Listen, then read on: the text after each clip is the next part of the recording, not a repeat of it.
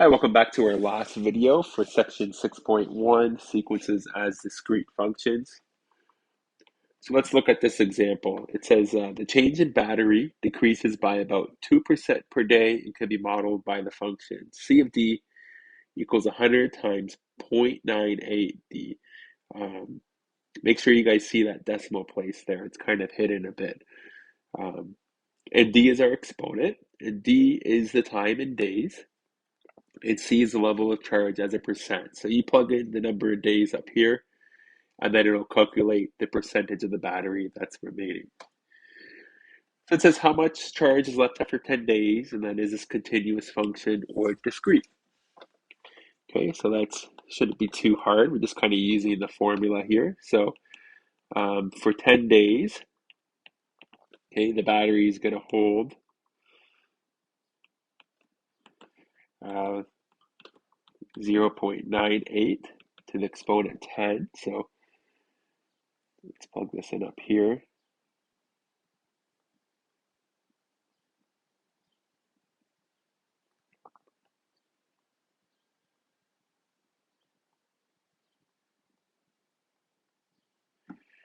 Okay, 81.7.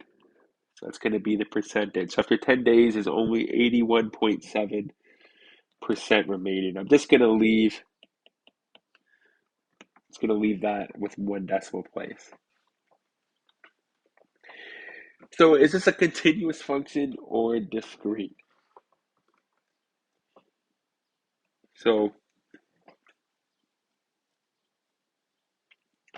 if you think about it, this equation, like we can plug in time into here and calculate the percentage charge. So to me, this seems like it's a continuous function because I could plug in, 1.5 days or 1.1 days or 5.6 days, and I can always calculate a charge.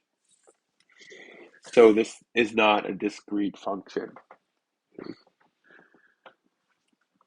Also, if I think about the nature of the charge in the battery, battery charges don't drop like this and make skips. It slowly drops and it's smooth and continuous. Okay, so we'll say this is a continuous function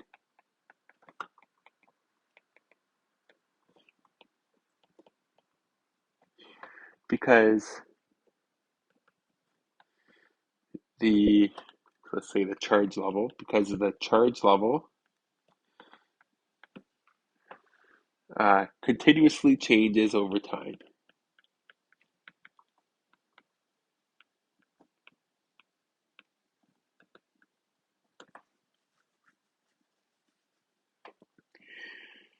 So we can even say it will not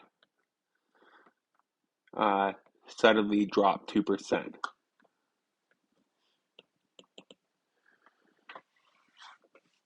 at the end of every day.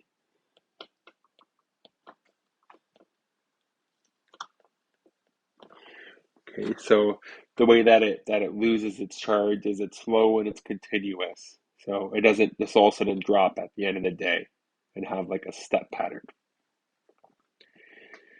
Okay, part B. It's a different scenario.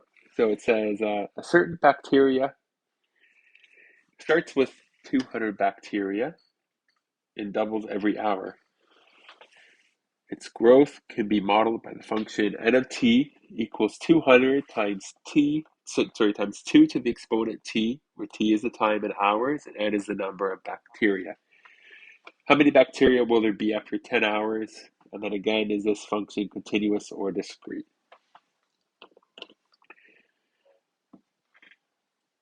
So after 10 hours, so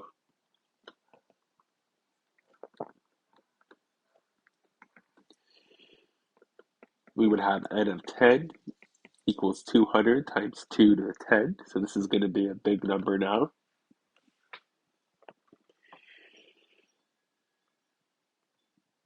200 times 2 to the exponent 10. 204,800. So that's how much bacteria after 10 hours.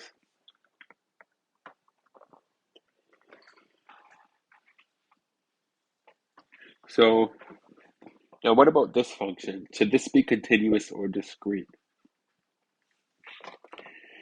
So if I think about how the number of bacteria changes, uh, bacteria will, always grow at a rate of whole numbers. So you can never have like a half of a bacteria of a quarter bacteria. So the bacteria will grow one at a time and quickly. So that would make it discrete. There's no in between bacteria that we could have. So we'll just say since you cannot have partial bacteria,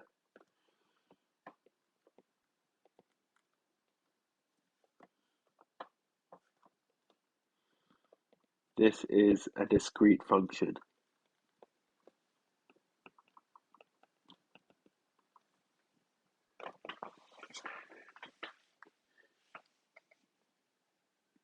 Okay, so hopefully that's been helpful for helping you distinguish between continuous and discrete functions. That's it for this lesson. There's the homework that's posted below here. I hope you found this helpful. I'll speak to you later.